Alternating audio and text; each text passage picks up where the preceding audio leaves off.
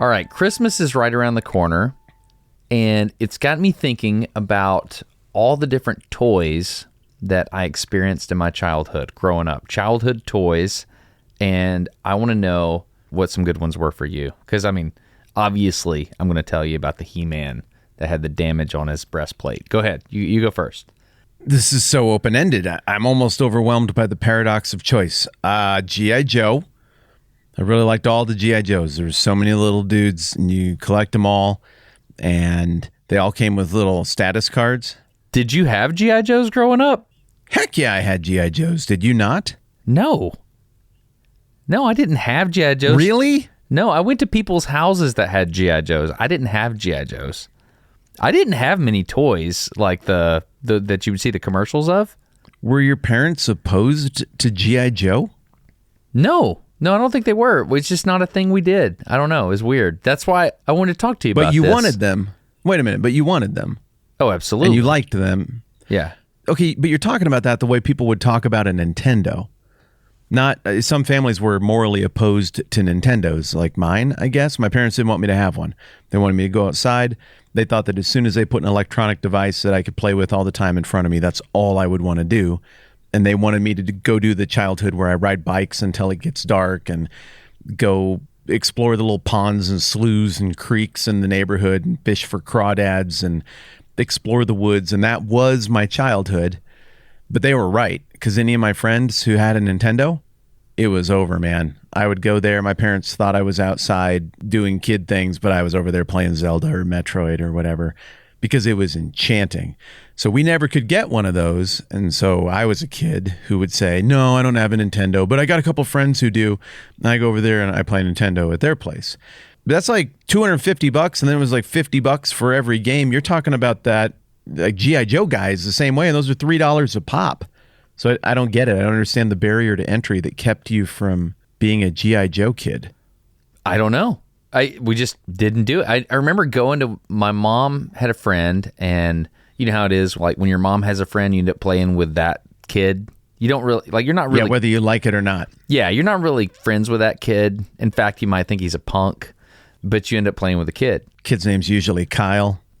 No, I know his name. Okay, it just seemed like a good guess. It worked with Daryl. But I remember watching the G.I. Joe commercials and wanting G.I. Joes, but I don't think I ever asked for it. I feel like if I had asked, then my parents would have given me G.I. Joe. I feel like they would have. What is your recollection of what G.I. Joe was when we were kids? Oh, it was a cartoon, obviously, but the coolest G.I. Joe action figure was the one with like the Australian military hat. It was like you probably know his name, but he had like camo pants and he had a mustache, was majestic. Ricondo? I believe his name was Ricondo. Are you serious right now? G.I. That's my guess. Ricondo. Yeah, that's him. That's the one. You knew his name. Dang. That's awesome.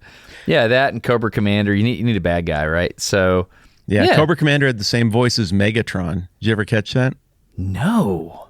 Really? No. From Transformers? Or no, Starscream.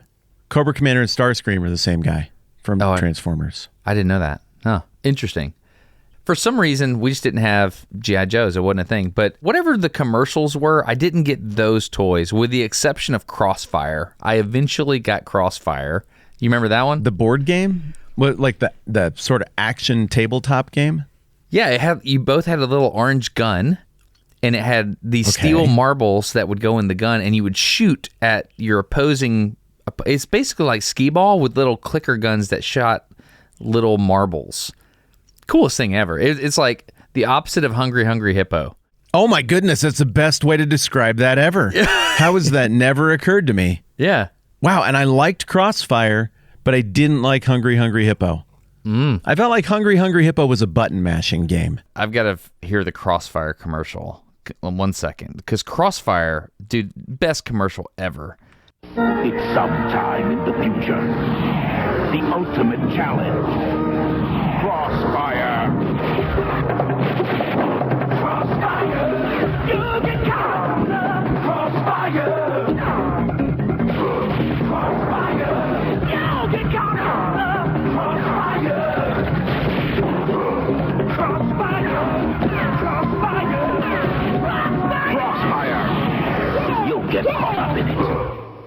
Dude, that commercial was amazing. It was like Mortal Kombat. Crossfire!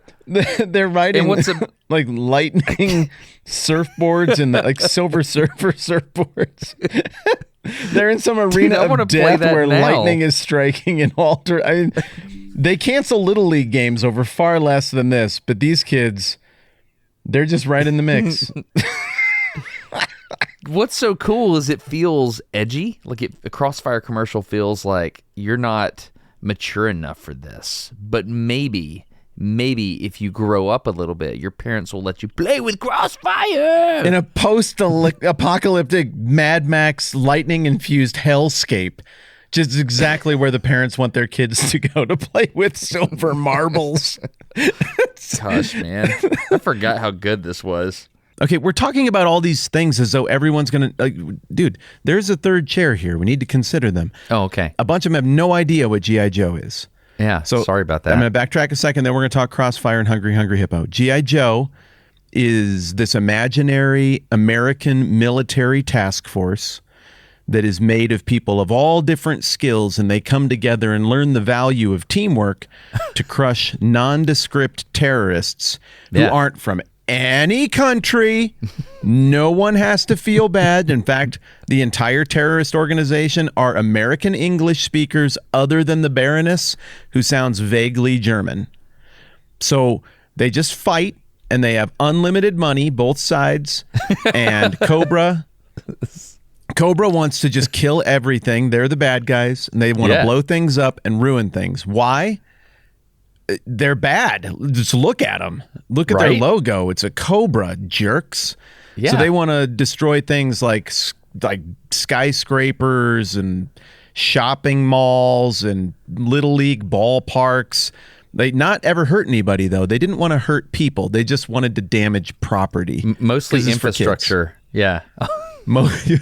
Bridges, like they're just jerks, just absolutely really like jilted former government bureaucrats, middle management or something. Or I wonder if it was like they tried to be civil engineers and they got kicked out of civil engineering school, and so they just wanted to destroy all the things that the actual civil engineers built. They're jilted like architects or something. Their plans were useless. And even as a child, I would watch the cartoon and be like, yeah, but why? It's so expensive. And I don't understand what you people get. But I guess you're bad. So then G.I. Joe, I suppose they're funded by the U.S. taxpayer, who apparently in this alternate reality pay like 95% taxes, because aircraft carriers get blown up in every 22-minute episode, and the collateral damage from fighting Cobra. I mean, just go through and add up in your brain, as somebody who's been on the civilian contracting side, one episode of G.I. Joe and how many bajillion taxpayer dollars got absolutely squandered fighting for nothing to defend nothing. Like no humans were ever in danger. It is the dollar signs that you will see as an adult going back to this. So these two sides that they fought, and all the different characters, this is one of the little names. This is one of the rare moments where the difference in our age shows up, because you were watching G.I. Joe with like a brain. I wasn't. I was watching G.I. Joe with a lizard brain. And so I didn't think about plot and money and motivations behind characters. I had none of that. I was just like, that dude has got throwing stars, and that's pretty cool, even though he's bad. But he's obviously bad, you know, that kind of thing. So, yeah. Do you remember when we bought each other Ninja Stars? I do. It was great. You know, they're still in the sand somewhere near that beach house. I have no idea. That is an absolute mystery where those went. I'm just glad that you hit me in the crotch with the paddle balls that we had that day, and not the Ninja Stars. That's true. That would kill me. How old were you? What age do you associate G.I. Joe with? That was, for me, that would be like 7, 8, like under 10 for sure. But okay, and for me, I think of that as 4th and 5th grade. I went to that kid's house, and he had so many G.I. Joes. So many, in fact, that we pulled a string across his room while my mom and his mom were playing in the other room, or I don't know, doing Mary Kay or whatever it was they were doing. And so we had a string across the room, and we had them like make zip lines, and we would zip line them and shoot them while they were going across the zip lines. It was awesome. What'd you shoot them with? I don't know. Like dart guns or something? I have no idea. That was my contribution. Like whatever toy, like however you were supposed to play with it, I would always take it into the real world somehow. I can remember going to a friend's house, and he had Voltron characters. Like all of them? So okay, not everybody knows what Voltron is. What's Voltron again? It's the coolest pair of underwear I ever had. Voltron was... You had Voltron underwear? Tidy whities. Heck yeah, I did, dude. With a different... Yeah. You think Voltron would be called Thundercats because it's a bunch of cats that come together to make one big giant robot, but that's You're not... right. Yeah. Thundercats is a different But thing. then what would Thundercats be called? It's a great... Basically space mystic Cat stuff. Warrior Space Animal Fighter League. Yeah, exactly. But Thundercats is Thundercats, better. you could put the different lions and tigers. It was basically Power Rangers before Power Rangers. You got them backwards again. That's Voltron. You could put them together. Oh, dadgummit. You can't put together the Thundercats. Their action like that's Thank weird. you. I messed that up. Inappropriate, bordering on. So Voltron, it's all you got lions and they go together. This kid had them. Like he had the actual toys, and you could build the Voltron robot. It was incredible. But when I went to his house, I was like, well, this is cool. I didn't even know you could buy this. This is amazing. But my contribution was always figuring out how to make the toy interact with this other thing that I had built. That's how I played with toys. Okay. Like what other thing? Like he had wallpaper in his room. His name was Alan. Cool guy. Alan, he played second base. I played shortstop. So we were basically brothers. You know how that, yeah. So when we turned 2, we would interact together. Yeah. So anyway. How many times did you turn a double play in Little League together? Because you're talking about it like this happened pretty regularly. As I recall, at least once an inning. That Sometimes twice an inning. Yeah, exactly. If you Those 4-out innings. yeah, if that's how it works in my brain. But anyway, he had a jungle scene wallpaper. It had monkeys. It had a little tiger.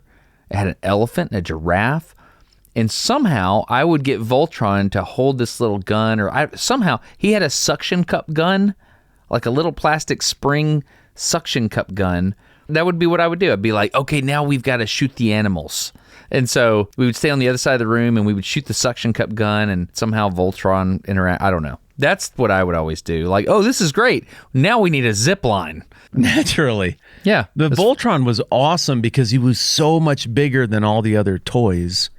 It sounds like you were the kind of kids who didn't just play with G.I. Joe or He-Man or Transformers or whatever. You'd mingle them all together. They were all in a big fight. Oh, yeah, dude. I mean, you had them all on the board at the same time, right? Clearly. Yeah, no doubt. So Yeah. then Voltron is the king of everything because your G.I. Joe guys were on what would you say, that tall, like 3.5-inch? Yeah. 4-inch action figure, something like that. Yeah. But Voltron, I remember Voltron in my brain being better part of 2 feet tall. Basically half a Foot kid. and a half? Yeah, half a kid. Yeah. Half a kid. Like maybe he could take you in a fight.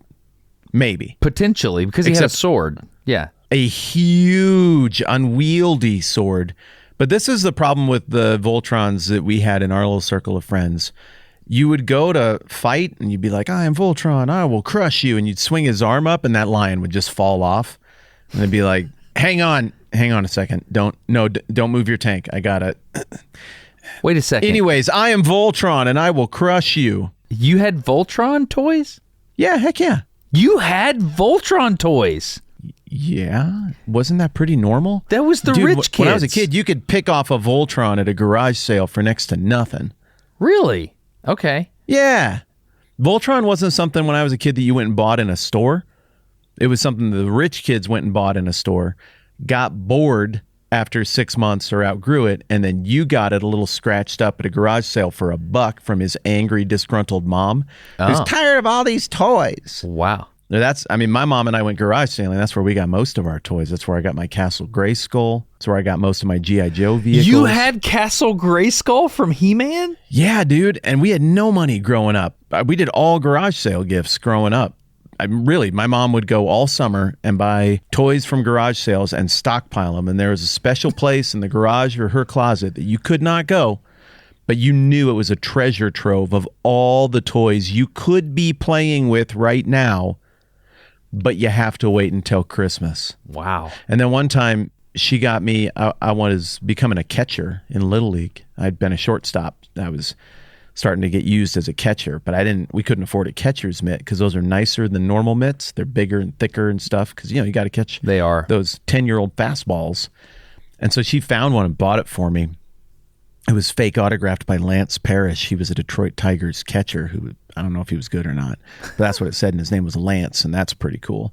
So she bought it for me, and she was so happy and so proud, and I opened it up on Christmas morning, and I didn't want to say anything.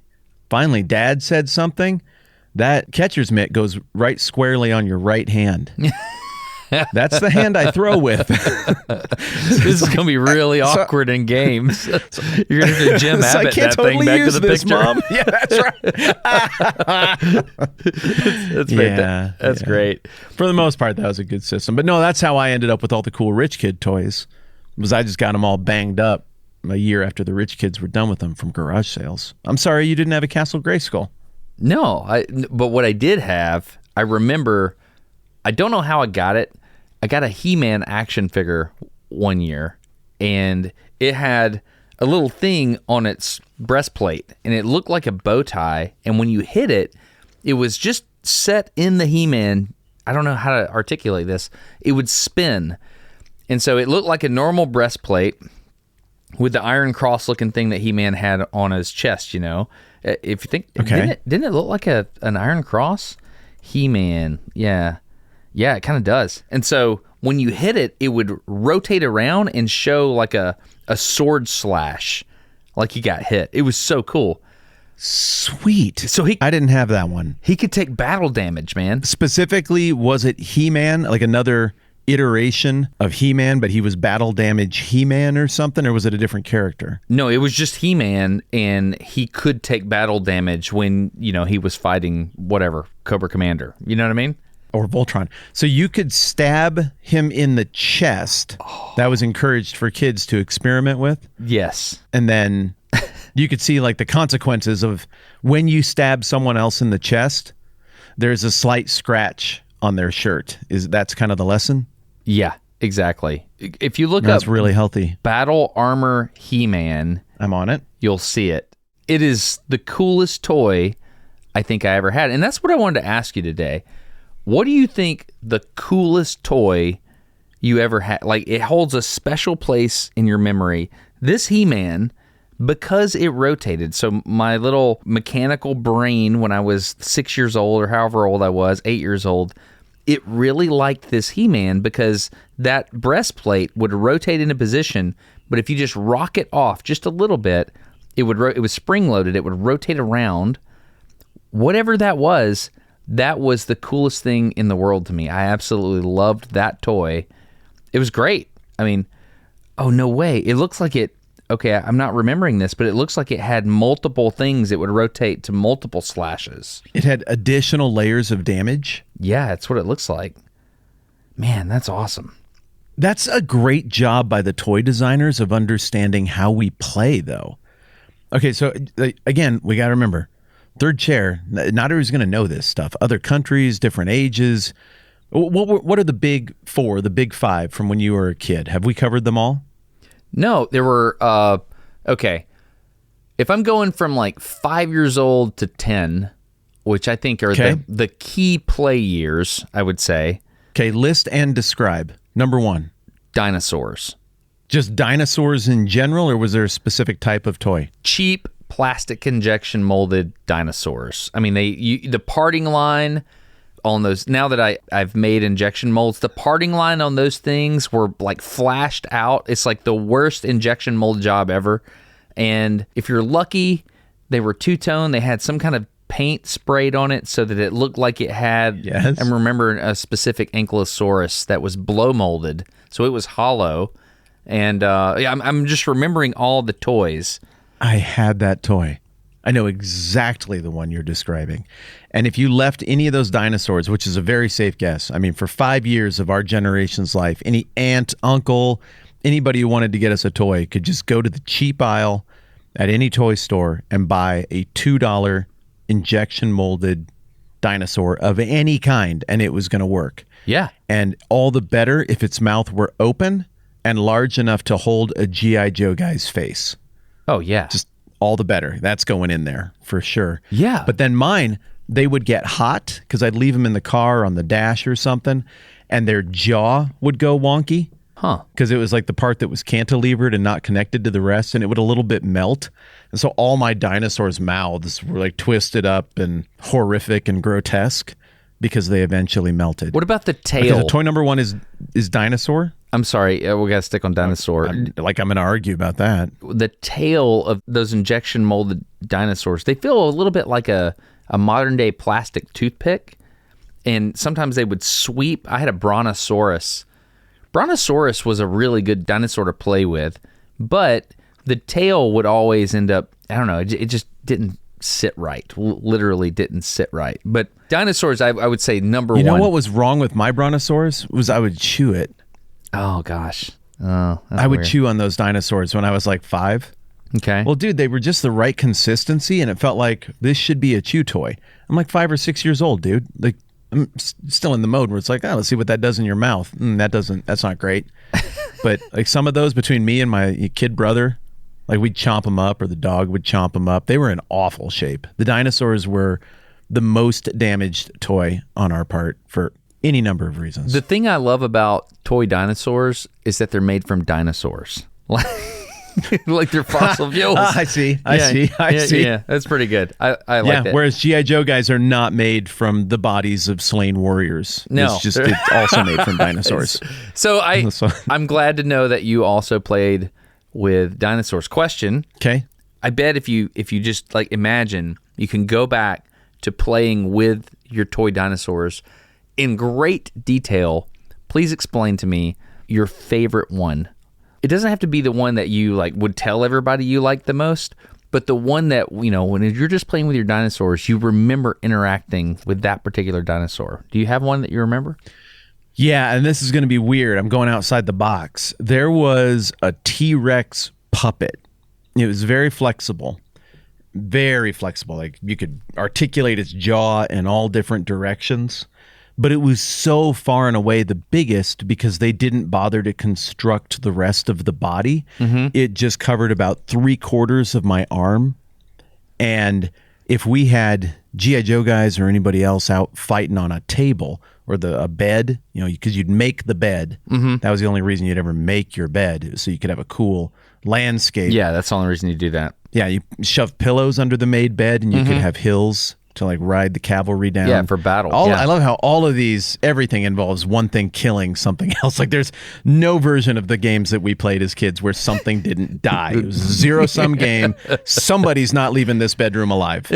So you get all this made, and we'd get all of our toys picked, who gets what team, and we set them all up. My secret weapon would be the puppet T-Rex.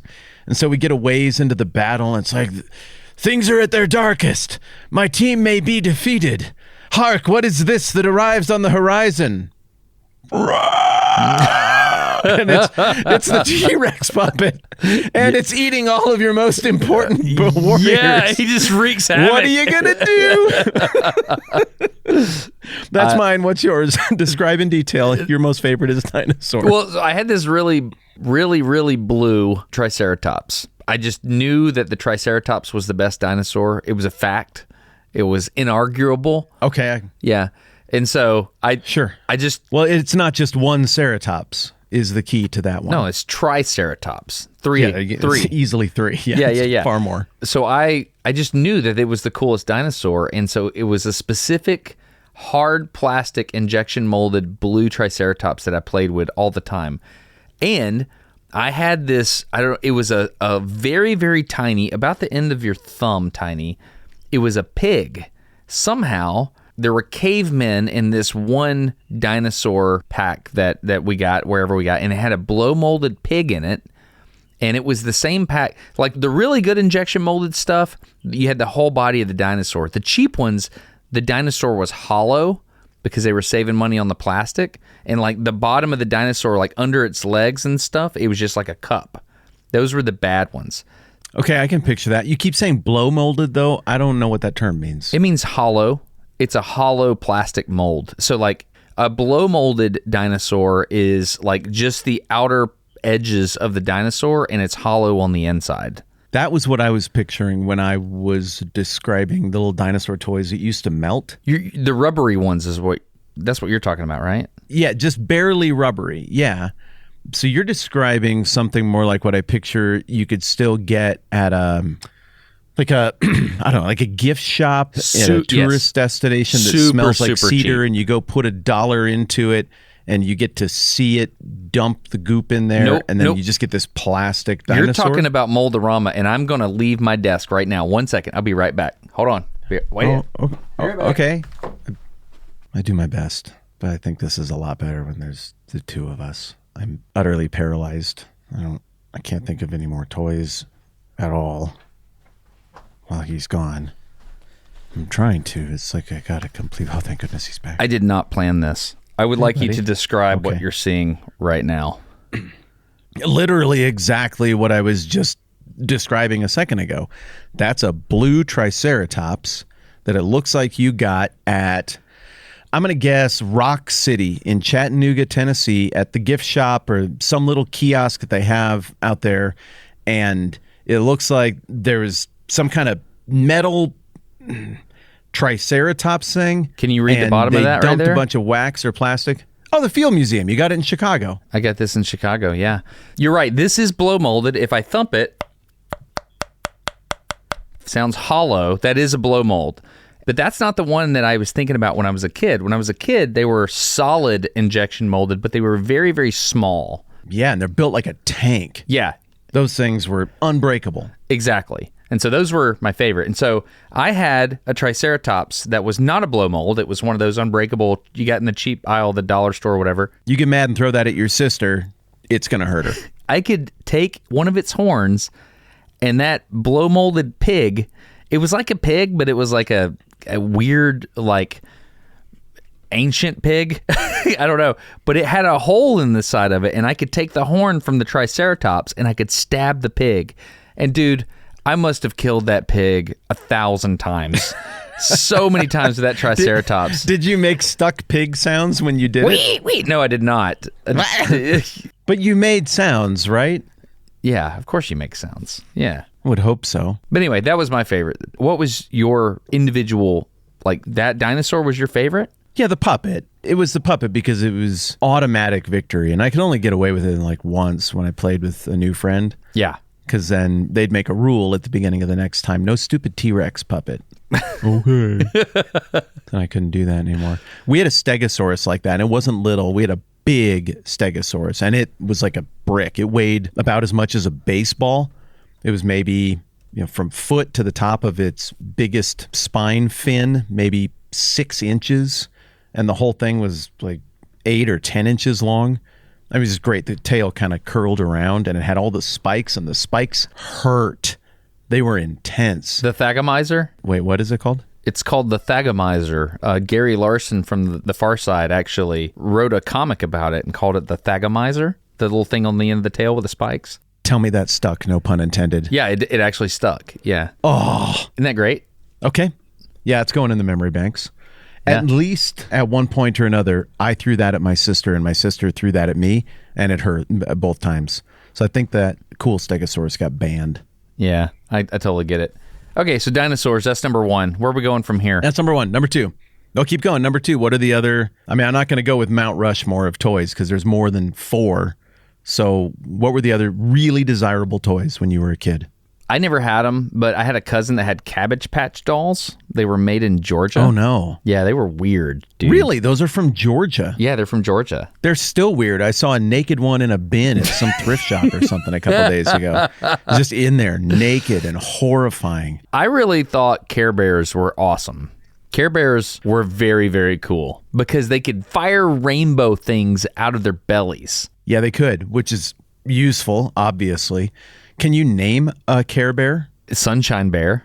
Dang, you can name a Care Bear. That's the only one I got. Braveheart, but that wasn't a Care Bear. That was the little... That was a lion. Oh, was that Lionheart? Yeah, that was the... Lionheart? Lionheart? Braveheart? Yeah, I think it was... I don't remember what it was, but okay, Care Bear... What was the sad blue one? Wasn't there a sad blue Care Bear? Yeah, the Care Bear cousins. Eeyore Bear or Clinical Depression Bear. Nobody knew the names of the Care Bears. Bear names. But they did a stare. They would line up in a row and thrust their pelvises toward their enemies. Yeah. And then stuff would just shoot out of their midsections at the bad guys, and somehow it would defeat. I've just never really thought through the Care Bear thing very carefully, and now I have some real questions. Tender Heart Bear was the one with the heart. The only one that... Okay, so there's Cheer Bear, the pink one with the rainbow. Good Luck Bear, you know which one that one was. Oh, Secret Bear. It had a heart with a lock on the heart. Yeah, nobody cared about the names. You just knew that what they did. They did different things. Grumpy Care Bear. Grumpy Bear. It's just called Grumpy Bear? It's kind of a Snow White ripoff. Yeah, it is. Grumpy Bear. There it is. Yeah. Wow, that one's grumpy. It has a heart of gold, though. Don't worry about it. Wow, and angry eyebrows on that one. I was so young, I didn't really know, the plot. I just knew that, they made things happy. And then every once in a while, when things got really, really down and you really needed to summon the big guns, you would do a Care Bear stare. Oh, yeah, dude. You'd merge together into Voltron. Oh, Care Bear stare. Basically. Yeah. Basically, and you merge together into Voltron, except Care Bears. Yeah, and I have the same question about Voltron that I do about the Care Bears, that I do about the Power Rangers, that I do about the Transformers that all pile together into one bigger Transformer, like Devastator, all the Constructicons. They could turn into one big giant thing that had a concrete mixer for a right arm and a bulldozer for a leg and could just stomp everything. And my question is, why would you not lead with that? Are you just being sporting? Because it would seem like if the fate of the universe is in play, just merge into the giant thing right away. Or maybe just always stay merged. Just walk around Care Bear staring all the time.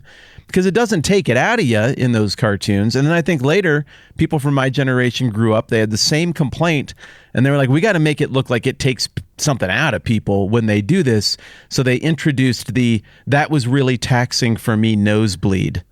After using a power. Whoa, you can't lead with that. You might get that nosebleed and be tired and fatigued. I've never thought about this. You got to really mean it. It's just but it's true. It's like, why don't we just take the Eagles and what was that? Is that Lord of the Rings? Why don't we just take the Eagles to begin with? Because they would all get nosebleeds and be real tired.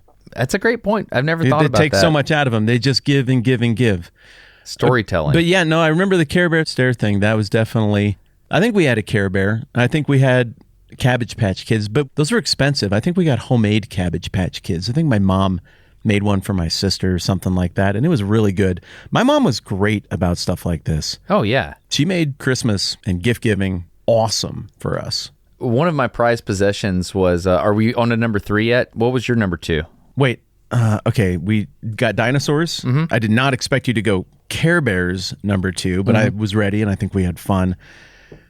Okay, I'll add something to the list of toys that were huge at that time. Well, we've already got G.I. Joe, so let's call that number 3. We've talked about G.I. that. Joe, huge. And then always G.I. Joe has a companion toy, and that is Transformers. They're both by Hasbro or Mattel. I was about to say, if you don't go Transformer, dude. I mean, what's left to be said? You get the little cars that you like to drive around, and all the little vehicles and stuff, again, injection molded or even metal or Hot Wheels, except these turn into robots and do the thing we most want our toys to do, kill.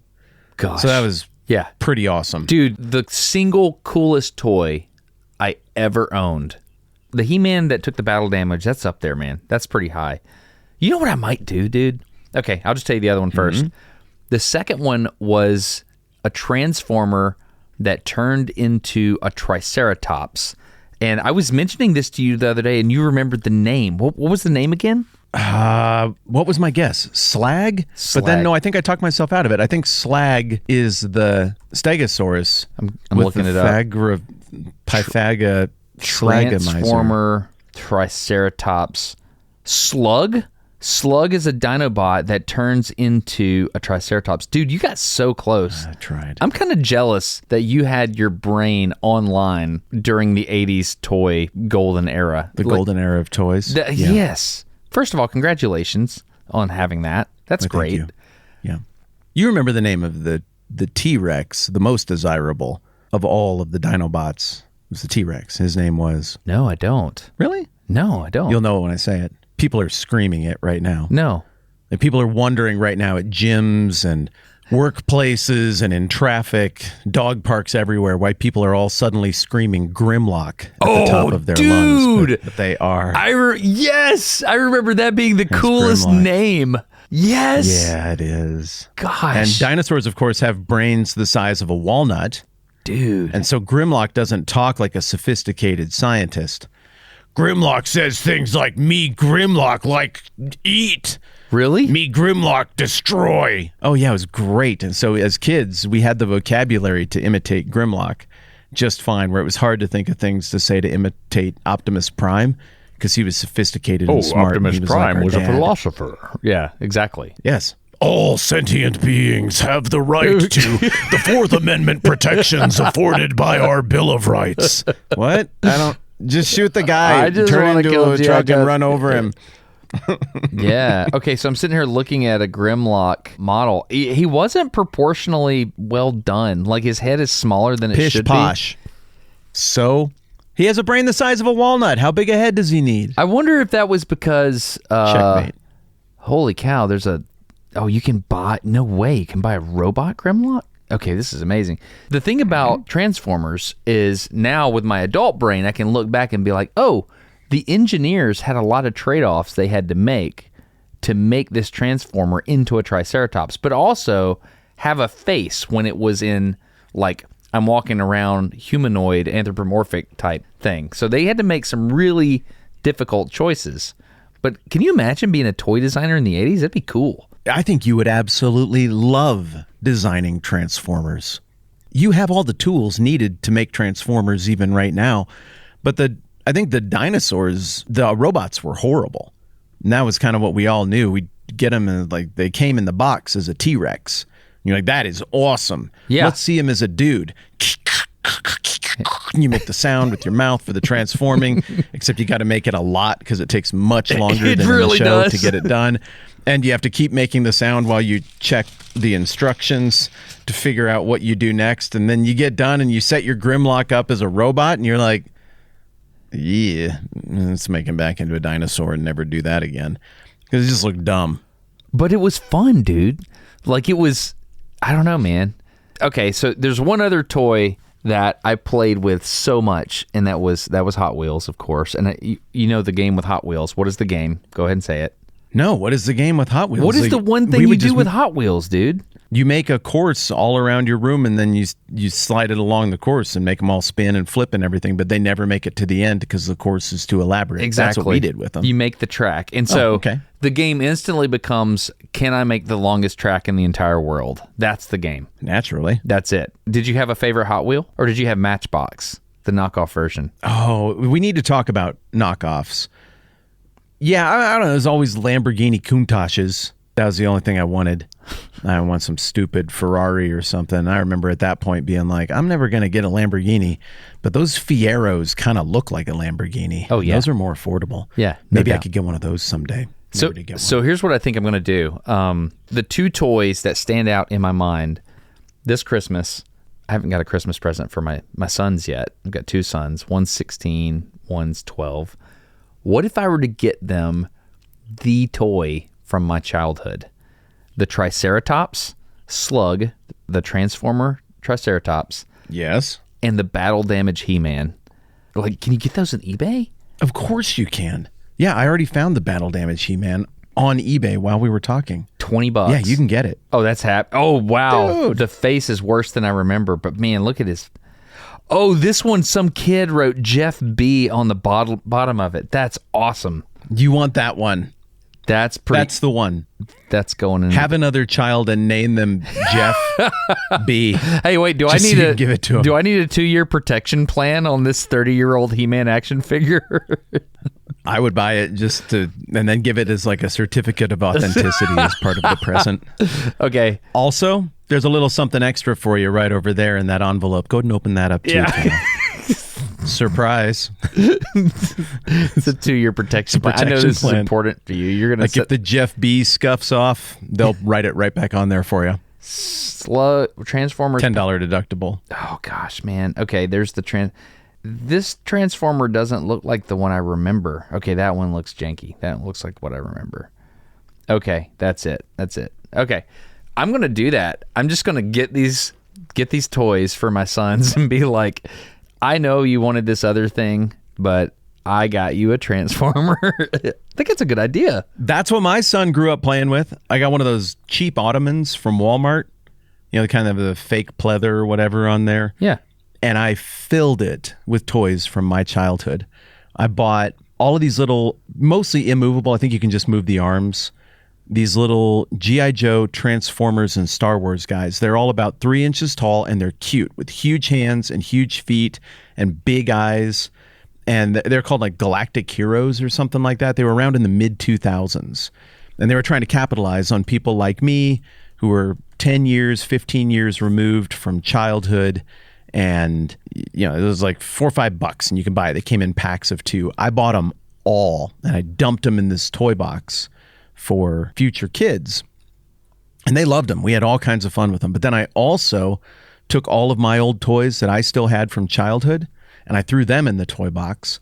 And then I went to eBay and bought a couple lots of old G.I. Joe guys, which were all the stupid ones nobody likes because nobody's willing to sell the cool ones. Yeah. It's not like you're getting rock and roll in there. I mean, you're getting some stupid, like the Zartan evil twin swamp rider guys, some stupid thing like that. It's stupid. And you fill the whole thing. Or for Transformers, all you would get is the stupid Flippo-bots, Flipicons. They were like the cheapest, crappiest ones that everybody could afford. No, they were battle bots. No, that you'd pull them back and they had like the spring-loaded, you pull them back, bzzz, and then they cruise forward with the stored energy. But they get to the end of the cruise forward, and if they worked, they would flip upright. They just had a single hinge in the middle, and they would open up into a standing transformer, but they were the worst and they were cheap. And so everybody would get them, and everybody had like 5 redundancies of the stupid Flippocons or whatever they were called. So you could get those. So I got all the ones that people were willing to sell. I threw them all in the toy box, and then my kids have grown up playing with those old toys. You are gawking at something. What do you see? What's happening in your world? Dude, eBay is so, I mean, it's blowing my mind. Do you remember that He-Man had a horse? Because I didn't remember that. He didn't have a horse. That's She-Ra's horse. She-Ra had a horse. Stridor has a gun on its butt. I mean, that sounds like something I'd call a horse. He has a gun on his butt? Which way does it point?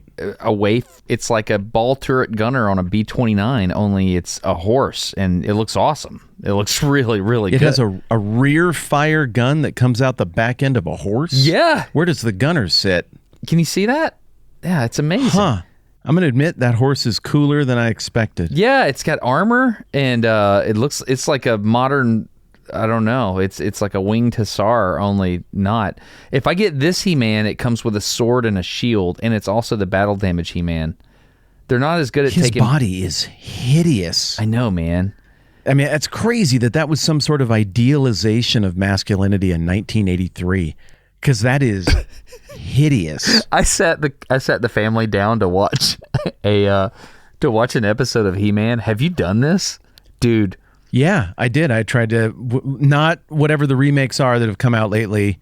Take an old myth and recapture it for modern purposes. Yeah, but the original, I tried to watch it, and it was, well, you tell me. How did you feel about it? It was dark and evil and bordering demonic. And like, you know, he would go to Castle Grayskull and it'd be like, oh, the souls of the endangered tribe of, you know, and like he was using all this black magic to fight.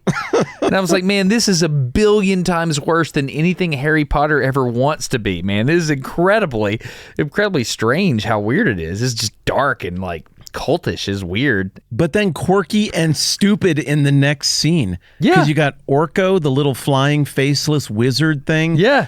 I'll go get you what you need. And then flying into like a pitcher of water and it falls over and spills. And he's like, oh no. And everybody's like, Orko. And then you cut back to Skeletor and he's like, and now I will summon the Dark Lord Lucifer from the pits of hell. It's just tonally really uneven. It really is. I felt the same way. Turns out there's a battle-damaged Skeletor. Didn't know that. I could have had a bad guy that, man, did not know that. This is great. Dude, there's also a improper hip rotation puncher He-Man where it's wrong. You would not want to punch like this, but his torso is like rubber band or spring-loaded. Yeah. So you can twist him like 180 degrees with his fist out, and then you let it go. Rather than moving his arm or shoulders to drive through the target, he just twists his spine and hips to punch. I have a memory It's like of Puncher this. He-Man. Yeah. Yeah. Mega Punch He-Man or something. Yeah. I do. And then later on, they had post-spinal fusion He-Man, where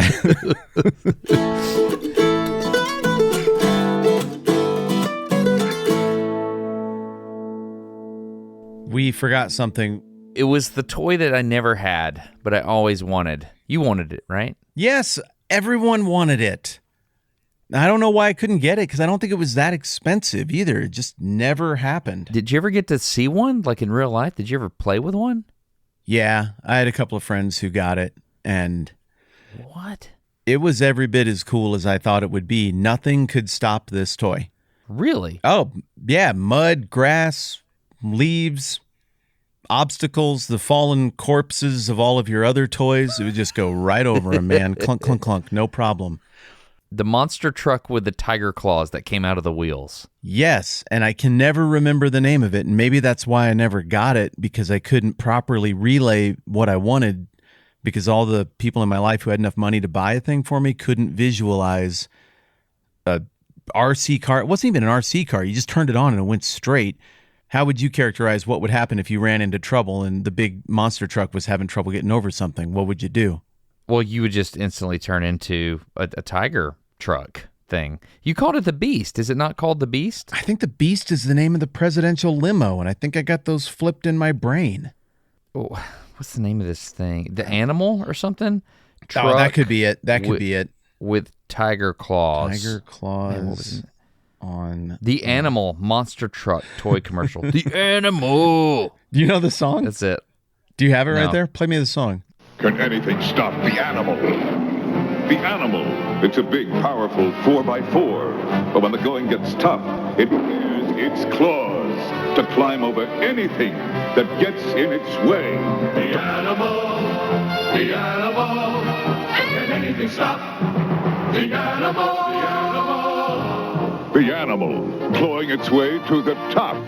The animal. Each sold separately. Batteries not included. New from Galoob. Dude, that was the best commercial ever. 1984, The Animal. The Animal. The Animal. Can anything stop the animal? It was great, man. And I love how those operatic songs directed at children worked on us. Like, I wouldn't want that thing if there wasn't some kind of rock opera singer with orchestral backing telling me that it was awesome. Did every toy commercial have that guy's voice? The animal. No. Nothing can stop it. It's the most G.I. Joe, Transformers, all of them had that guy's voice right over the top.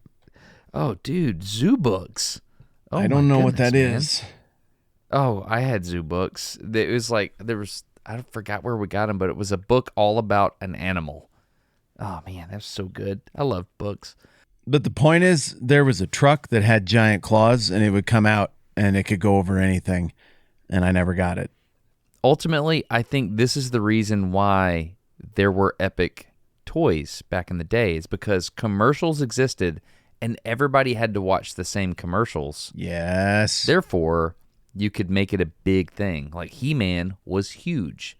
Wasn't really about the TV show. It was about the He-Man commercial or whatever. And I wouldn't have bought a single dang He-Man if my friends weren't into it. What am I going to do? Sit there by myself and play with toys that nobody else cares about with a story no one else knows about or cares about? No. I bought them because everybody else saw the commercials and everybody else saw the cartoon. And so we had a shared story. No shared story, no reason to buy the thing. Exactly. So it's interesting that the breakup of major TV networks kind of killed the toy industry. I just made that up. It sounded like I knew what I was talking about. I don't know. But I don't know if the toy industry is actually killed, though. Is it killed? I mean, it seems like kids still play with toys, right? I don't know. Yeah, you're right. I mean, there's Nerf, there's Lego. What are the big companies? Like the animal was made by Galoob. Galoob. I don't know what happened to Galoob. I don't know either. Galoob, Hasbro, Mattel. Did Galoob make those big, oversized, rubbery pro wrestlers? They were like a foot tall, and they were really heavy, really dense. And you could get like Bret Hart or Jake the Snake, and they had girth to them. We could smack each other, like smack two of those wrestlers into each other. It made like a fleshy punch sound. I think that was Galoob. Oh, wow. They've got a lot of stuff. Aliens, the A-Team, the Animal 4x4, Army, Gear. That was like off-brand G.I. Joe, right? Oh, okay. I don't know. They made the Game Genie? You remember the Game Genie for Nintendo? That was Galoob. Yeah. Yes. Yeah, I used the Game Genie to absolutely wreck Final Fantasy and Castlevania 3. Yeah, I do remember that. Oh, yeah. I don't know what the status is of toys now. The truth is, I have no idea. My kids didn't really play with tons of toys. They didn't really collect a thing. And they're like, oh, my friends are into this and I'm into it too. Maybe Pokemon a little bit with my son, my youngest. I don't know what you go buy in the toy aisle. I haven't been there for a while. Galoob made Micro Machines and Garbage Pail Kids. Do you remember those ads for Micro Machines? Yeah, the guy that talked really fast. John Mike Maraschita. It sounded like the cherries, but it's not maraschino. Mike? Yeah, something like that. And he just talked real fast, and I don't know why that made it cooler, because I don't know how talking fast... Micro Machines. I don't know how that makes them smaller, though. Like, they're just smaller. Let's hear a Micro Machines commercial. One second. Okay, let's do it. Yeah. We got to hear the guy. Micro Machines. They're cheaper to make, too. Yeah, it was a great deal for them. It's like fun-sized Snickers. You know what would be more fun than a lot of Snickers? Way less. Okay, here we go. 1987 Micro Machines car and playset commercial. This is the Micro Machine Man presenting the most miniature motorcade of Micro Machines. Each one has dramatic details, terrific trim, precision paint jobs, plus incredible Micro Machine pocket playsets. There's a police station, fire station, restaurant, service station, and more. Perfect pocket portables to take any place. And there are many miniature playsets to play with, and each one comes with its own special edition Micro Machine vehicle and fun, fantastic features that miraculously move. Raise the boat lift at the airport marina, man the gun turret at the army base, clean your car at the car wash, raise the toll bridge. And these playsets fit together to form a Micro Machine world. Micro Machine pocket playsets, so tremendously tiny, so perfectly precise, so dazzlingly detailed, you'll want to pocket them all. Micro Machines and Micro Machine pocket playsets sold separately from Galoob. The smaller they are, the better they are. Oh, the smaller they are, the better they are. Man, that's a good commercial. Micro Machines, car, and pocket playsets. Yeah, I remember the visuals in that because they lifted a boat out of the water with a little thing. Really cool. I wanted all of it, man. I did too.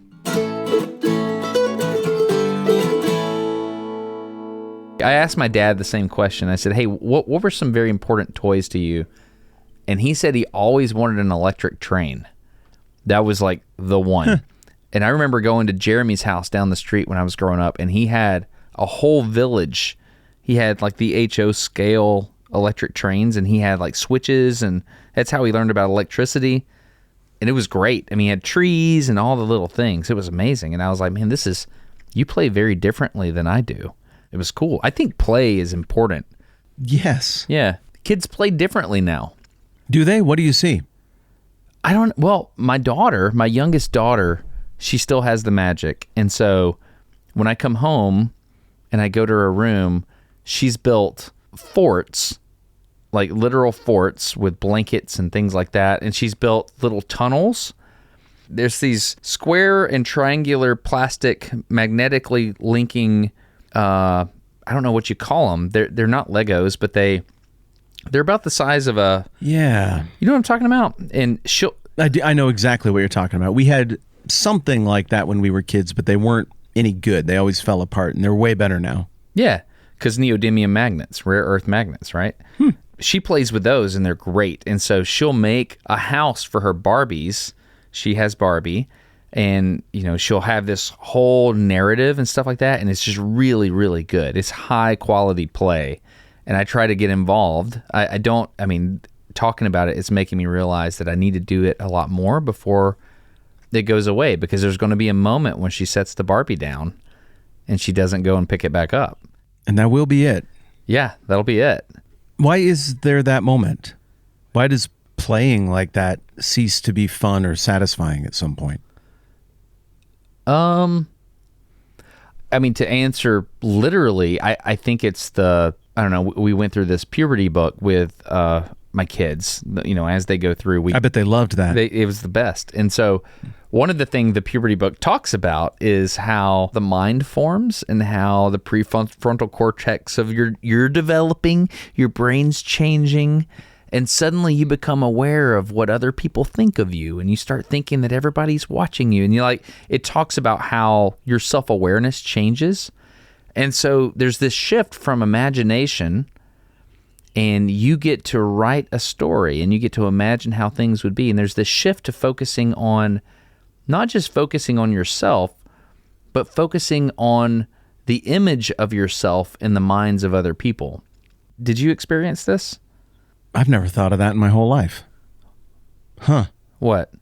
Yes, I think about what other people think of me. And yes, at some point, I noticed that develop in myself and in my kids. I've just never thought of that being related to how you would play. And wow, does that ever layer neatly over the top of my 7th grade, 8th grade experience? Still kind of wanting to play and goof around and be a screwball, but also feeling like this is not translating and I don't know why. No one is impressed with this. But also, why weren't they impressed with it? They were going through the same thing.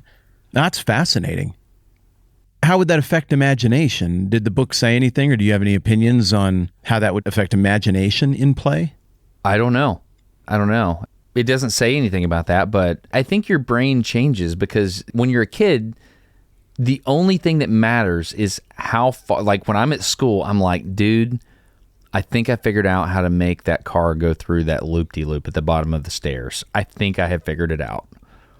And you go home and you try. And if you say I'm not allowed to have a car at school, well, then I will take my trapezoidal parallelogram pink magnet and I will get out an ink pen and I will draw wheels on it, and I will draw a dash and a hood and cool designs and fire on the side, and I will have an eraser that is a car, and I will experiment with it on my desk, and you can't be mad because it's not a car, it's an eraser. Yeah. Yeah. I sat and I thought about this stuff all the time when I should have been learning. What is that? That imagination component that is so important with play. There's different levels of play. There's the imagination, and then, of course, there's the let's ramp things with our bicycle phase. That's awesome. Yeah. Why did you quit drawing dinosaurs? I do draw dinosaurs. You quit drawing dinosaurs? I was going to say, what's the matter with you, I do. Weirdo? I just have... I now understand everything that's wrong with your life. I don't know. I'm getting a PhD in physical electrobiology physics. I don't have time to draw dinosaurs. Oh, well, okay. I guess you don't have time for friends either then, loser. Yeah. Enjoy your PhD. Get that right in your Twitter bio. Here's what I'm going to do. I'm going to buy this He-Man, and I'm going to give it to my kids for Christmas. And then when they wake up on Christmas morning, I'm going to give them a little box. I'm going to be like, I got you something. And they're going to be like, what is this? I'm like, open it. And they're going to open it. They're going to look at me like I'm a moron. And I'm going to be like, good. That is battle damage He-Man. Do you know what he can do? Get a string. We have to make a zip line. Okay, so then let's just say they ask you the following question. Okay. What do I do? How do I play with action figures, Dad? Yeah. What do you tell them? Oh, it's quite simple. I mean, he has a narrative. So we have to create a situation. And then I explain the situation. And my daughter will be all about it. She'll already... We have to free the cats. They're caught in a tree. She'll be there, like, instantly. Perfect. Yeah. My kids are pretty good. They're pretty imaginative. Isn't that interesting, though? That is how you played as a kid, right? Yeah, Peril. So these were our rules. and I want to know yours, but these were ours. We would line up all the toys that were going to be in the event, and we were allowed to veto a few that the other one would bring to the table. So, for example, Too powerful? Adam had a gigantic shoulder-mounted Rambo bazooka. No, too much. With a missile in the front. I mean, it was huge. This thing was like 3 feet long. It was literally for people, not G.I. Joe guys. And it had a missile loaded into the shoulder-mounted missile bazooka. Yeah. And it came down to this perfect little point. And at the point of the missile was this little nipple. And if you looked really close, you realized, I think this is a squirt gun. So it was huge, and you had to get like one of those flashlight batteries is bigger than a softball and cram it up in the butt end of that thing. Yeah. And then you put a little water in the tiny little reservoir, and you'd go out and you'd point at the other person, and you'd just see that thing. It would strike fear into your heart. Like, dang it. Adam's an only child. His parents are rich. They both work at the doctor's office, and he has the Rambo bazooka. And I'll never forget the first time he loaded that thing up and was like, get ready to eat it. And he pulled that trigger, and it goes, it makes this little whirring little motor sound, and it goes, and just this tiny little spittle of water dribbles out the end and shoots like 3 feet forward. And we all mocked him so hard for how absolutely pathetic his gigantic $100 water bazooka was, while we just blasted him with our, hollow injection mold $1 see-through orange squirt guns that fit in the palm of your hand.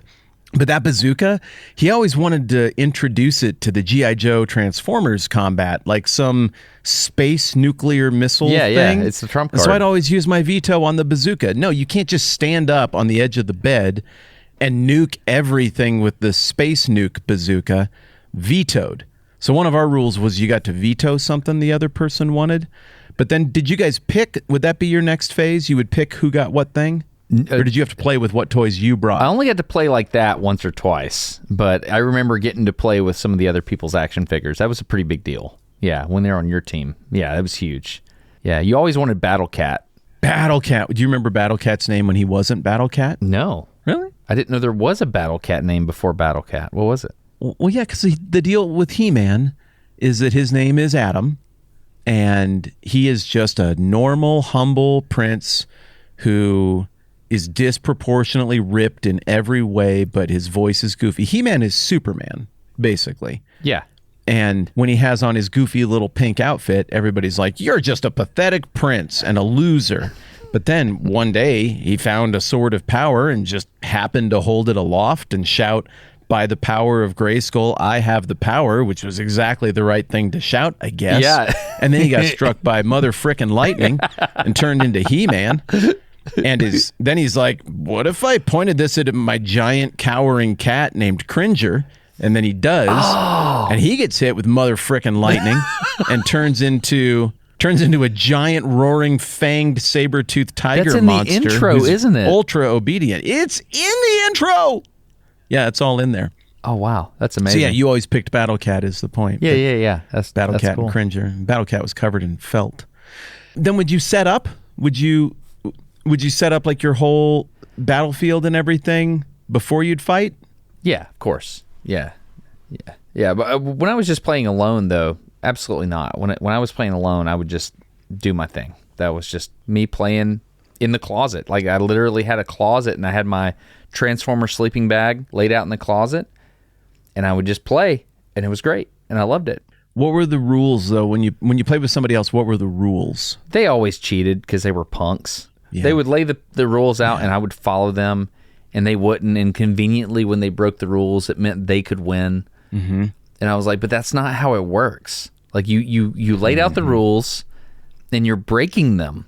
Yeah, I know, because of the rocket, whatever. And I'm just like, oh, if you had a rocket laser. Which is why I didn't want to go back and play with those kids, because there was no order or civility. And so I was like, whatever. Yeah, and I bet over on their podcast that they're doing right now about toys, they're like, everybody cheated except this one guy.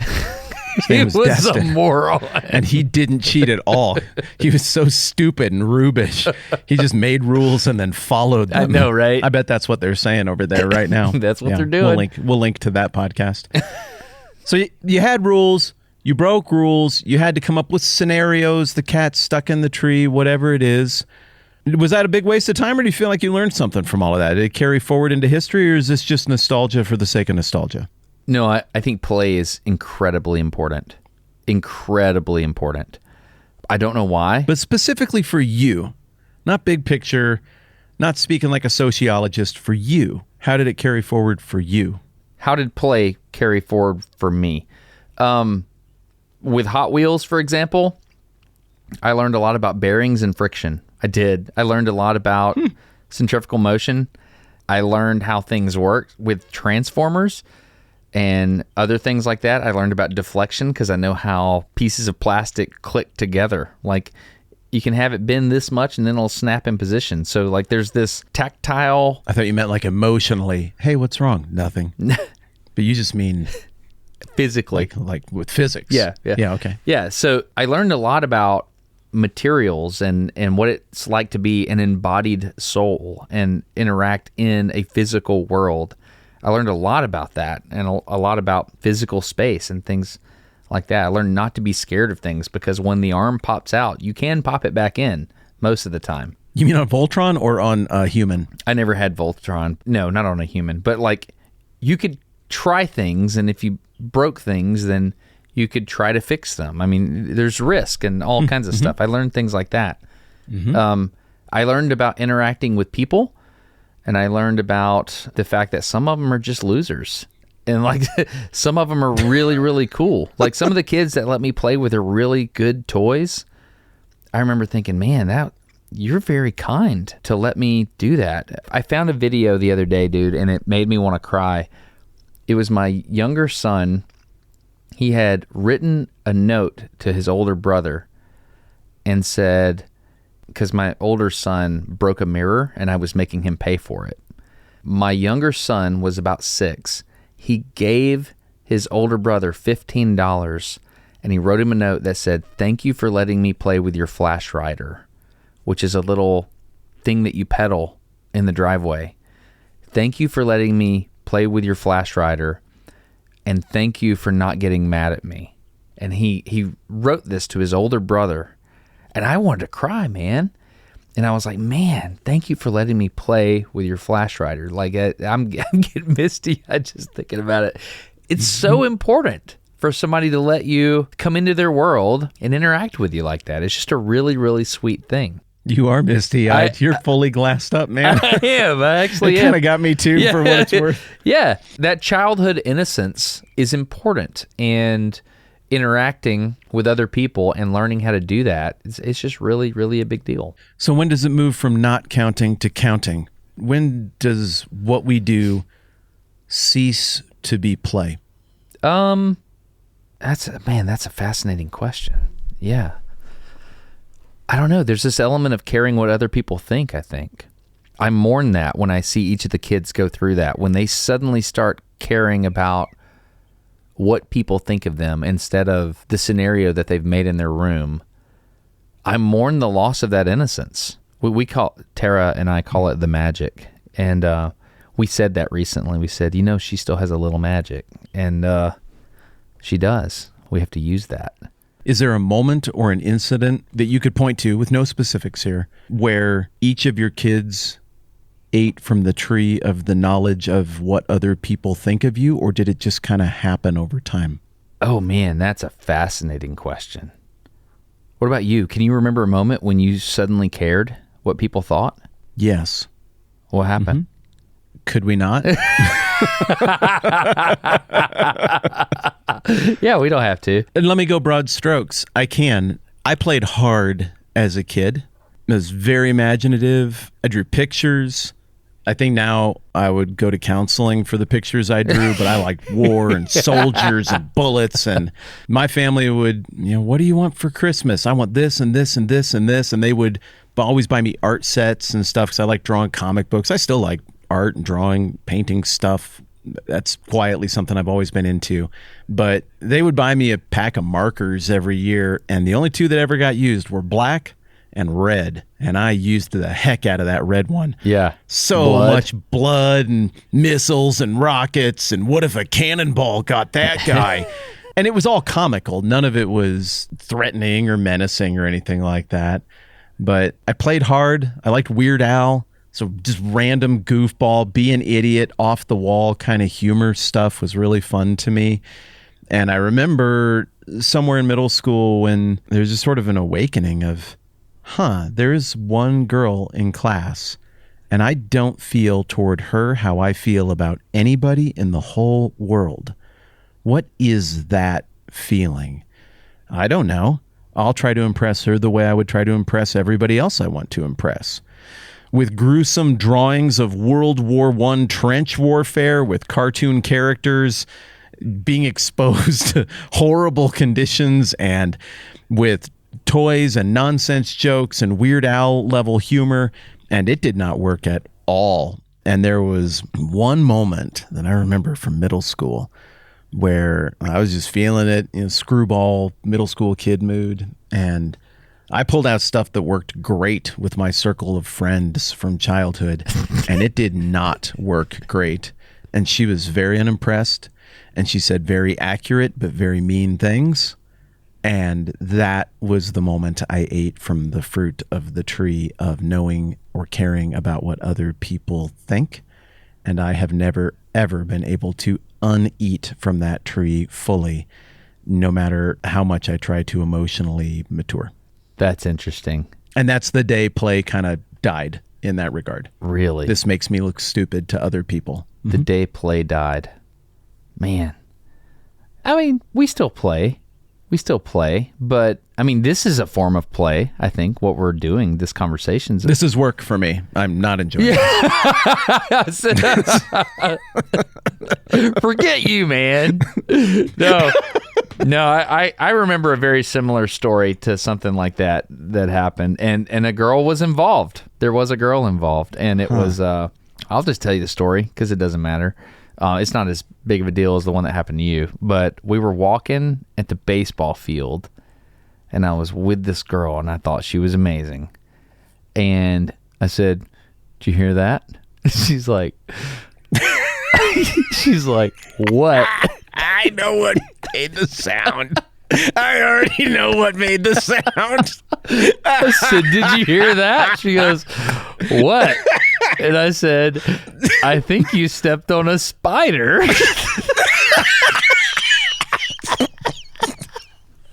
And she said, I'm guessing that woman was not your wife, Tara. She said, "I didn't step on a spider." And I was like, oh, you didn't hear it, huh? And she said, "What?" I was like, it was a fart. Spelled it right out. It's kind of, get it? It's like a barking from my spider. butt? It's a barking spider. You haven't heard of a barking spider? Like, no, I haven't. And I was like, gosh. "Oh, okay." And I was like, "Girls are awful." I was like, they're terrible. I'm so surprised she didn't just grab you by the small of your back and the back of your neck and dip you and kiss you passionately. What? It's a barking spider, dude. Yeah. So, oh crap. Yeah. So girls ruin play. That's the moral of the story, right? Oh no, that's not it. Oh, I thought that's. But here's the thing, man. Here's the thing. The motif in all of literature from ages past of the maiden, there is just a thing to that, dude, that other people, and I think it does manifest first with the maiden, that feedback loop develops at some point toward the end of little childhood, and you just realize that there are much more sophisticated levels of play. Yeah. I agree with your sentiment. I don't think we ever stopped. Maybe some people do. Yeah. I don't know. I think everybody's probably playful at some level. I think you're exceptionally playful. I think you've structured your whole life about being playful as an adult. Now, honestly, it's kind of how you got a job. You just didn't fully grow up in that regard. And that's a very powerful thing, to mingle adult values and adult consideration of how your actions make other people feel with playfulness and curiosity. So I think you've done a good job of keeping that with you. I think about the people I hang out with. Most of them are kind of goofballs. Most of them still play with stuff, poke at things, have a laugh about things. but I can also tell when somebody's really had their heart broken because that capacity atrophies, turns to stone for a while. I'm glad that toys and the crap that we played with when we were kids is kind of a metaphor for you in that way too. That is definitely how I feel about it as well. I don't look back and it's not just nostalgia for the sake of nostalgia. Like you, I think I learned a bunch of stuff, and I think my brain was just right for playing with that kind of stuff at that time, playing out scenarios and imagining things and trying to make sense of the larger world I was seeing around me and didn't understand. And then girls came along and it got a little different, but you know, I think that's been a win too. Did you hear that? No. Well, what was it exactly? I wasn't able to. What was it? It was a barking spider. Sound like maybe a frog. So I have barking spider. I have one more question for you. I think what we're doing here is kind of play. I think, we imagine things and we talk about things. It just happens to be something we upload to the internet. And I think that's why it's so fun. I think it's so fun because we're just playing. Here's a question I have, and this is very important to me. I need your input on this, and then I've got to go. So my question is, I've decided I'm also going to get Battle Cat. Should I get the Battle Cat that comes with the helmet or the one that's just the saddle? Which one? You see the difference? You see it? What on earth is the matter with you? What? Why would you even pose this question? Look at the helmet. Okay, I'm getting the helmet. All right. It's a saber-toothed tiger helmet. Yeah. Okay, you're right. Cool. Hey, I enjoyed this, Did you get man. the helmet? Thank you very much. Thanks, pal. Have a good one.